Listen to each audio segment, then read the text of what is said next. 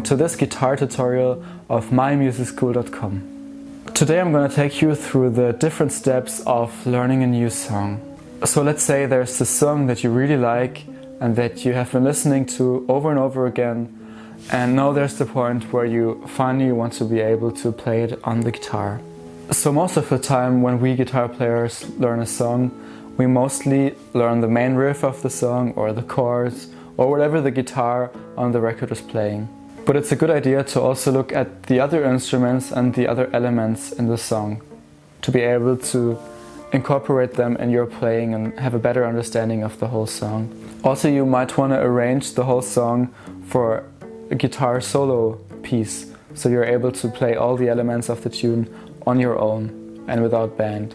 So the element that mostly sticks out in most of the songs is the melody, being it played by an instrument as a soloist or being it sung by a singer. So it's a good idea to learn that melody first. To do that, I would recommend you to just listen to the tune over and over again on repeat and try to sing along or hum along to the melody until you get it in your ears. So once you're able to sing or whistle or hum or whatever the melody, then you can try to play it on the guitar as well. So don't think of that singing that you're doing of having to be perfect. It's just for you to be a tool of internalizing the song and the melody. So let's say you want to learn this Beatles song, In My Life. So you've been listening to the recording, you've been singing along to the melody, which just goes like this.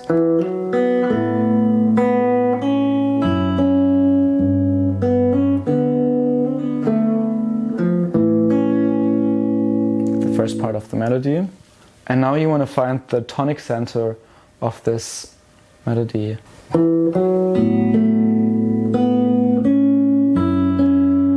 So looking at this fragment of the song, you can try to find the scale that lies underneath it.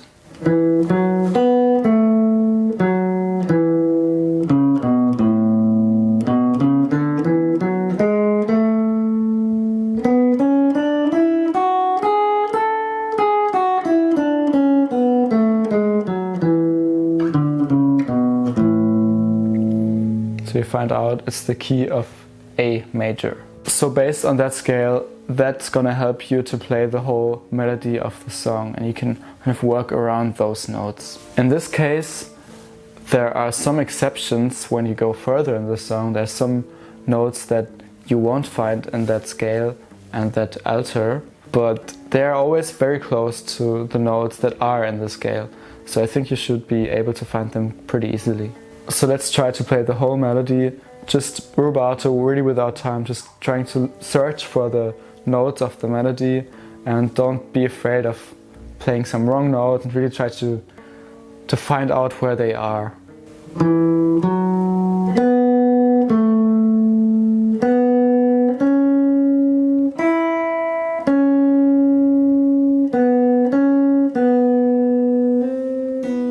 That's the first part where it's a little bit out of the scale.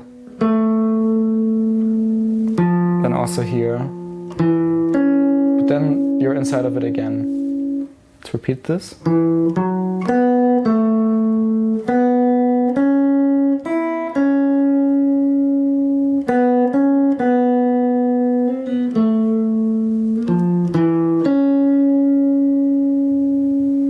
Just repeat this over and over again. If you don't get it right the first times, probably you will take some more time to do it, but that's really okay. So now we looked at the melody. The next element that is very characteristic is the bass line, which is usually the lowest. With the bass notes, you usually have way less information because they are the fundament of everything and they're moving more slowly usually. So again, listen to the recording, but now concentrate on the bass notes instead of the melody. Really focus on those low frequencies and try to figure out what notes they are.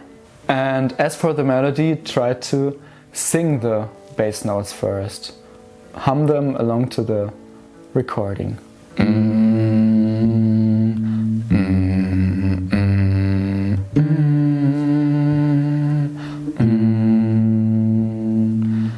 And after humming them, you can try to figure out the notes on your fretboard. And in that case, it starts with the tonic, the A, then goes to the G, which is outside of the scale, then the D, which is again inside of the scale, back to the A. It's really quite simple. But also you have to be aware of the harmonic rhythm. That means at what pace are the bass notes changing, because some of them have a longer duration than others. So for example, the first one is one whole bar. Those two notes are only half a bar.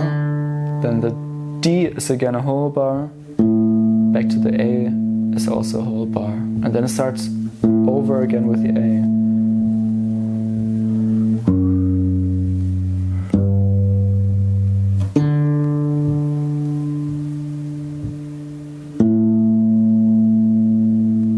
So now you've got the bass notes and the melody, and now you can try to put them together. So first you can maybe sing the melody and play the bass notes along to it to get the relationship in your ears.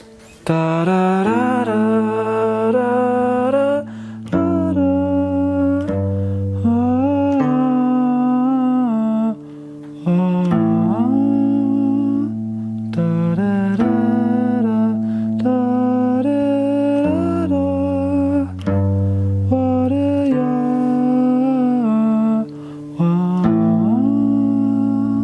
So after taking it vice versa, singing the bass notes and playing the melody, you can then also play the bass notes and the melody together.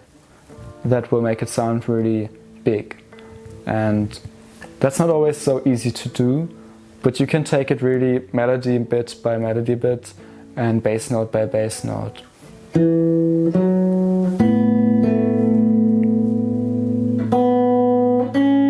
So this would be the first part.